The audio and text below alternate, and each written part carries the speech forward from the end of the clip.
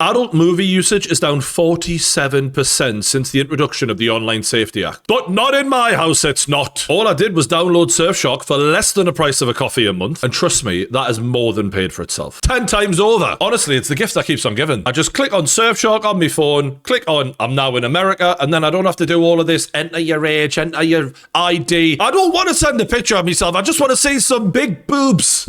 But whatever you're into, Surfshark has got you covered, and it is the easiest app to use ever created. And also, if you want to watch boxing and football, this app is going to come in handy. You know exactly what I'm on about. And it works on all of your devices, so what the hell are you waiting for, lads? Just click the link in the description below, go to surfshark.com/Geordie, and you can get the ultimate game changer for your everyday entertainment in Surfshark for less than the price of a coffee a month. And that includes 4 extra months of Surfshark when you use my link. So not only are you having a good time, you're helping us keep the lights on and make more good content for you. This is a no-brainer. It's a win-win. So do me a favour, get on it.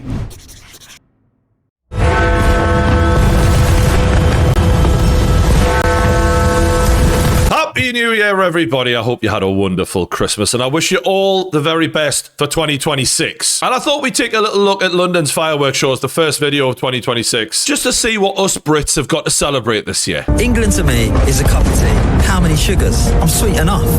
England to me is Caribbean barbers with the sharpest trim. It's Christian neighbours saying Happy Hanukkah, mate, and Muslim mums saying Merry Christmas, love. And you think you're seeing flags now? Wait until the World Cup's on. Then you'll know about flags, my son. Because this is what England means to me. It's about loving each other, no matter what colour you are, where you're from, or who your God is. Sorry, what? All right, okay. So New Year's is about diversity now. As if we haven't had enough of that chat all year. We've just got to cram just a little bit more in before 2025's over. It's never ending. And it's not even that I've got a problem with diversity. I just think it's weird that we're watching a music firework display. The music then goes quiet and a guy's voice comes out of nowhere to basically tell us that, well, being British is diversity, isn't it, really? Look at all these other flags. That's what England's known for, really, isn't it? Just good old-fashioned diversity. I feel like I'm on the Truman Show. You know, when his wife just starts advertising something to him out of nowhere and he's like, what are you doing? Why don't you let me fix you some of this new Mococo drink? All natural cocoa beans from the upper slopes of Mountain Nicaragua, no artificial sweeteners. What the hell are you talking about? Who are you talking to? That is exactly how I feel right now. Like, why am I getting diversity preaching during a fucking firework display? And it wasn't just during the firework display, right? Over the Christmas, the King's speech even. In this, with the great diversity of our communities, we can find the strength to ensure that right triumphs over wrong. What does that even mean, Charles? What the hell are you talking about? Who are you talking to? It's literally what I feel like right now. One more time. In this, with the great diversity of our communities, we can find the strength to ensure that right triumphs over wrong. With the great diversity of our communities, we can find the strength to ensure that right triumphs over wrong. How? How is diversity going to ensure that right triumphs over wrong? And where is this strength coming from? What's that even on about? Okay, I get it now. Because diversity is a strength. Got it. See? It worked. It got in my head. And the right over the wrong is the people who don't want diversity because, remember, they're the bad guys in all of this. Do you know who thought King Charles was a bad guy? Princess Diana. And she told her butler before her freak accident of a death that if I ever die in a car accident, it is likely that Prince Charles had a hand in it and the royal family did it. I really don't give a shit about this diversity shit, but it's just so fucking weird how much it's been bombarded at us here. I'm starting to think that if diversity was our greatest strength, they wouldn't have to keep telling us it was. And what the fuck has Christmas and New Year's got to do with diversity? Christmas, obviously, for religious people, it's about Jesus. For many people, it's about family. Some people, little kids, it's about Santa. Good old Santa. Never forgets me. It's not about diversity. The same way Easter, Diwali, Hanukkah, Eid, none of them are about diversity either. And yet you see things like this and you just laugh, man. Bradford's multicultural tree. Yeah, those bloody multicultural trees, they're lovely at this time of year, aren't they? They just seem to sprout up for some reason in December. And the caption reads, "This festive tree is a symbol of the amazing way in which the city of Bradford and district positively embrace diversity." Yeah, I remember seeing my first diversity tree when I was a little. Magical it was. In a world often divided, The tree symbolises our united city of Bradford. What the fuck are we talking about, man? It's a fucking Christmas tree. How has this happened? It's like Christmas has been completely hijacked by lunatics who just want to use it for their own agenda. What we used to think of it as, it's not going to mean that in 10 years from now, because remember, they're just tiptoeing towards where they're going here. They've gone, yeah, we'll be taking that. And they'd never do this to other religious holidays. They'd never do it. And this is an absolute piss take. And you might be wondering, who was behind that fireworks show, though? Who was actually the one pulling the strings? Well, it'll not come as a surprise to you. Good old Sadiq Khan. What tonight is about is togetherness. It's shown that we think diversity is a strength, not a weakness. We think it makes us richer, not poorer. Isn't it weird that he brought that up? Definitely makes us richer. And again, it comes back to the repetitive messaging that we're being subjected to across the board here. It's definitely a strength, mind. It is a strength. Definitely. Oh, don't think for 1 second it makes you poorer. No. Is that not making people go, something feels a bit off about this? Just remember, though, richer, not poorer. And whatever you do, just ignore this irrelevant, really. This new data that's just come out that says a migrant qualifies for universal credit every 43 seconds in the UK. Just ignore that. That's not, they're adding to the economy in one way or another. Cultural enrichment. Isn't it? That's what he meant. That's what he meant. From a security point of view, it's a massive undertaking. 100,000 people on the banks of the Thames. Are there any extra measures in place this year? I mean, how complex an operation is this for you guys? Well, unfortunately, we know there are bad people that want to cause us harm. We saw what happened in the synagogue in Manchester when Jewish people were killed for no other reason but their faith. We saw what happened on Bondi Beach when Jewish Australians were celebrating Hanukkah. So we've got to be cognizant of us being a target. Why are we a target? Because of our diversity, because we respect each other. We're a target because of our diversity and because we respect each other. These are just random words. What does that even mean? Are you insinuating that people sit around plotting attacks at, murderous rampages because diversity? We just can't stand how much diversity there is. Sick of it. Why are we a target? Because of our diversity, because we respect each other. Yeah, in London we respect each other so much, people just, they can't take it. They want to disrupt it. Yeah, they want to disrupt the respect, put an end to it. Because nothing says respect like a theft every 43 seconds in London. A stabbing every 32 minutes. Violent crime has risen 40% in the last decade, which is ironic because Sadiq Khan was elected 9 years ago. Funny that, isn't it? And you see scenes like this at Winter Wonderland on Christmas Eve.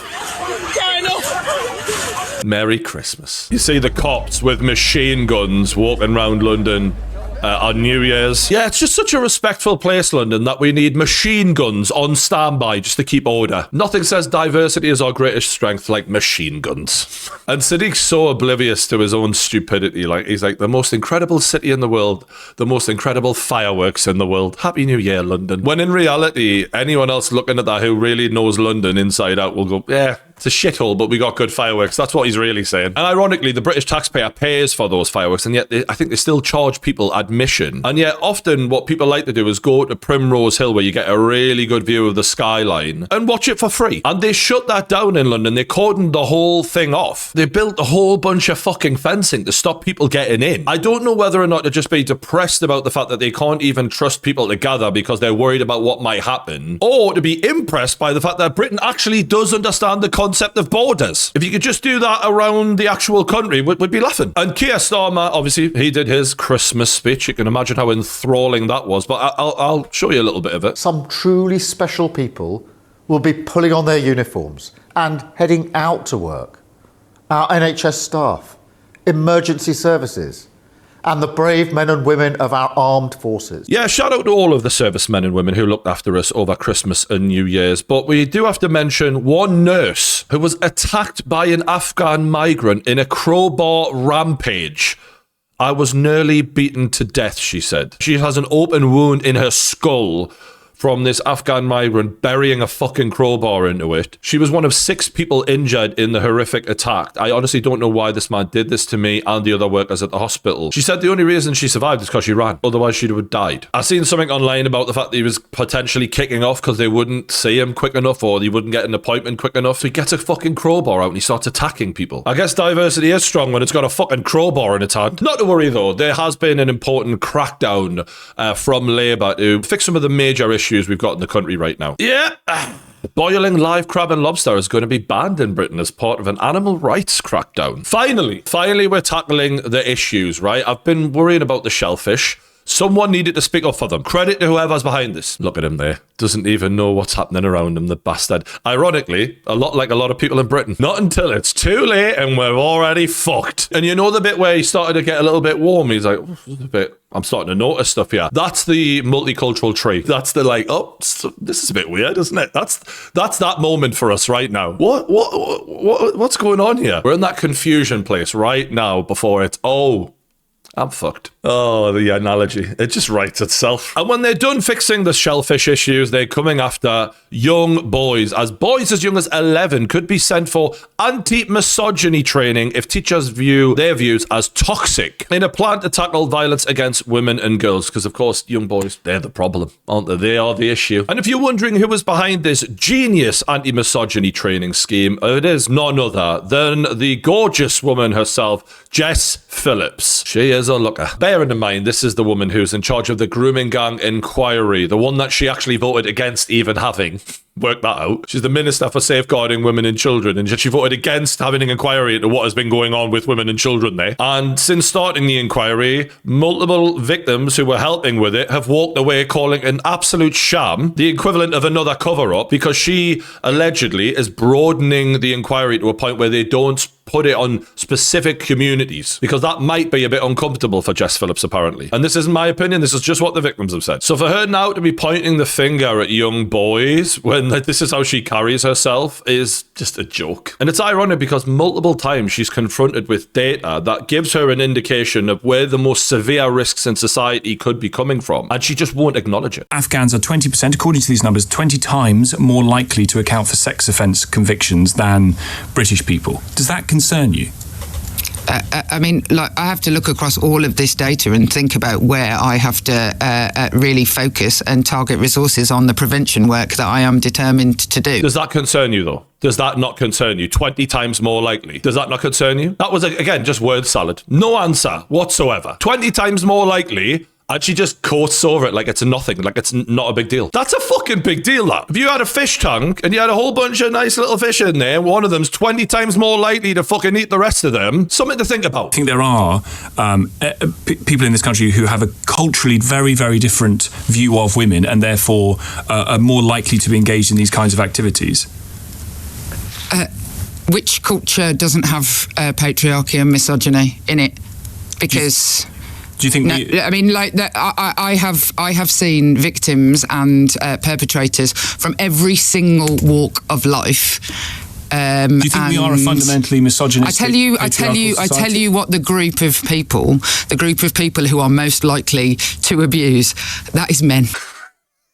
This is a position of power we're talking about here. She's in a position of power to enact change, to really make things different. Just men in it, Sal. They're all just bloody men, aren't they, at the end of the day? He's just told you, no, but certain kinds of men are 20 times more likely to do this. But no, we'll just target young boys. According to data from the Ministry of Justice, foreign nationals make up a third of all convictions for sexual assaults against women, despite making up between 11 and 12% of the population.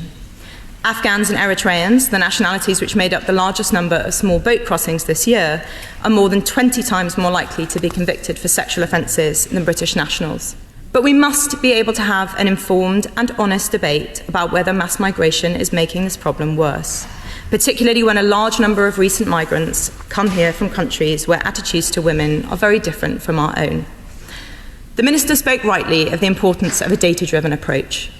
So will she work with her ministerial colleagues to release the full data on crime by nationality, including as it relates to violence against women and girls, so we can fully understand this problem in order to tackle it? Just deep that for 1 second before she gives her answer. If we want to understand the full situation, we need all of the data. I don't care what you're talking about in life, in any walk of life. It could be football, it could be anything. Data is what gives you the most informed opinion, and it's the only way to have an informed opinion. So surely everyone can understand that this isn't a witch hunt. Numbers don't lie. It's not an opinion. It's about understanding the facts facts. And if you are in charge of safeguarding women and children, you want those facts. You don't want to hide them. You don't want to suppress them. You want to know what they are. Let's see what she said. If the only crime that I had to concern myself with halving was that was committed by people who arrive in our country, my job would be considerably easier, because the vast majority of the data that I am talking about is around people who were born in our country, abusing other people who were born in our country, from every culture, from every creed. There is absolutely, I have yet to come across any community where violence against women and girls does not happen. That's a refusal to release the data, because they all do it. They all do it. Everyone does it. And she's saying there, more people born in this country abuse people than the people who come into this country. Well, yes, because there's millions and millions more people born in this country than what have come into this country. What the woman is suggesting is that the people who come into this country are doing it at a much higher rate. And she just wants to completely ignore that. And this is the woman who's in charge. Fuck me. And on December 19th, the government have refused to publish the full breakdown of migrant crime. If it was good reading, it'd have been in the fireworks. 1%. You know, they would have fucking sung it from the rooftops. Be on billboards all over London. They're hiding it because it's bad. And you know how we know that? Because we've got eyes. You can hide the statistics all you want, but we see the fucking news stories week in, week out. This was on New Year's Eve. Arrests after teenage girls sexually assaulted. 3 men had been arrested on suspicion of sexually assault and 2 teenage girls at a shopping centre in Leeds. These men were apparently illegal immigrants from in one of the hotels local to the area. This shit's happening every fucking week, man. And I think it pissed me off a bit more when I was saying it, because it was like, even at Christmas and New Year, which is a time for good feeling, you know, and sometimes people are really struggling at that time of year because they're missing loved ones or their life isn't the way they want it to be, and it really compounds it. And even at that time, we've got these fuckers going out there and attacking young kids, and that woman is doing everything she can to suppress the truth. And these are the people who we pay to fucking help us. And she just ignores that proportionally. Yeah, in certain communities, these kind of things are insanely high. Way higher than they should be. And it's like, well, everyone does it though. Everyone does it, don't they? Well, no, but that's not what we're fucking talking about. And you'll remember this guy from a previous video I did. He sexually attacked a young girl, I think a woman also. He was in one of the hotels, and it caused fucking mayhem and riots because people were so fucking rightly outraged. Well, these 3 men have been locked up for protesting what had happened. Now, obviously, they've probably gone too far. They maybe smash some shit up. I'm not advocating that. I'm not saying that that's cool. But what's mental is that they've been given longer prison sentences than the guy who did the sexual attack that caused all of that. This guy got a year in jail, which you know he won't serve anywhere near that long. I think the shortest sentence one of these lads got 1 year and 10 months. The longest one was 2 years and 4 months. When people talk about 2-tier justice and 2-tier care, it's because it's happening all the time. How the fuck are we going to give the guy who started it all, the guy who did the really bad act to this young girl, less than half of a jail sentence for the people who are just angry about it? This country is a fucking embarrassment. It's an absolute embarrassment. And as if it wasn't embarrassing enough, Keir Starmer's gone, hold my beer. I'm going to make it even more embarrassing. So just to quickly refresh your memory, this is the mum who was jailed for a social media post. She was obviously angry at the time because the 3 girls were murdered, and she was outraged. She goes online and she says that you wouldn't care if the migrant hotels were burned. She didn't say go out and do it, everyone. She just said she wouldn't care. It wasn't a nice thing to write. She deleted the post, and yet she got given 31 months in jail for that. And she is just one of 12,000 and counting, and that number's going up dramatically by the day, of people in Britain who are getting put in prison for social media posts. That is something that will live long in the legacy of Keir Starmer as something that he implemented. Now, here's a clip of Keir Starmer in 2022, before he became Prime Minister, arguing that there should be a release of an Egyptian man who has been locked up in Egypt for social media posts. I'm not joking. Start by raising the case of Alaa Abdel Fattah. Yes. As the Prime Minister knows and has said, he's a British citizen. Born in Egypt, just to be clear. Jailed for the crime of posting on social media and been imprisoned in Egypt for most of the last 9 years. He's been on hunger strike for the last 6 months. Now, the Prime Minister just said that he raised it with President Sisi. Can he tell us what progress he made in securing Allah's release? Jailed for the crime of posting on social media. The fact that he then went and became Prime Minister and threw thousands of people in jail for posting on social media. The irony is wild. So this is the guy they were on about, right? Now, he's a political activist and has been pretty much his entire life, right? He was born into it because his parents were into it as well. And Keir Starmer made it very clear in his speech there. He's been locked up for social media posts. So he fully understood that. Now, Starmer played a big role in securing the release of this guy because obviously now that he's a British citizen, his mum, I think, was born in Britain. She managed to get him British citizenship when he was locked up in jail in Egypt. Keir Starmer played a big role in getting him released because of our power in the world and getting him sent to the UK. Now, Starmer tweeted, "I'm delighted that Alaa Abd El Fattah is back in the UK," I bet you didn't say that right, "and has been reunited with his loved ones who must be feeling profound relief." He admits, "Alaa's case has been a top priority for my government since we came to office, and I'm grateful to the President for granting the pardon." A top priority. Now, usually, when something's a top priority, you really look into it. Yeah, you give it a full...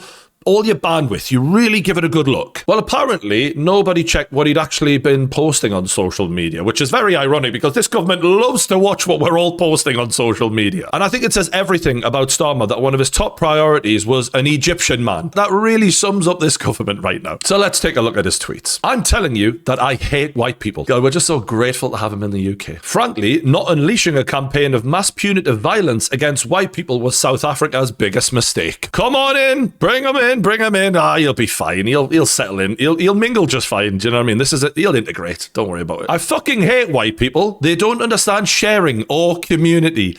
A blight on the earth they are. Good thing they stopped breeding." Well, that's good. He fucking hates us.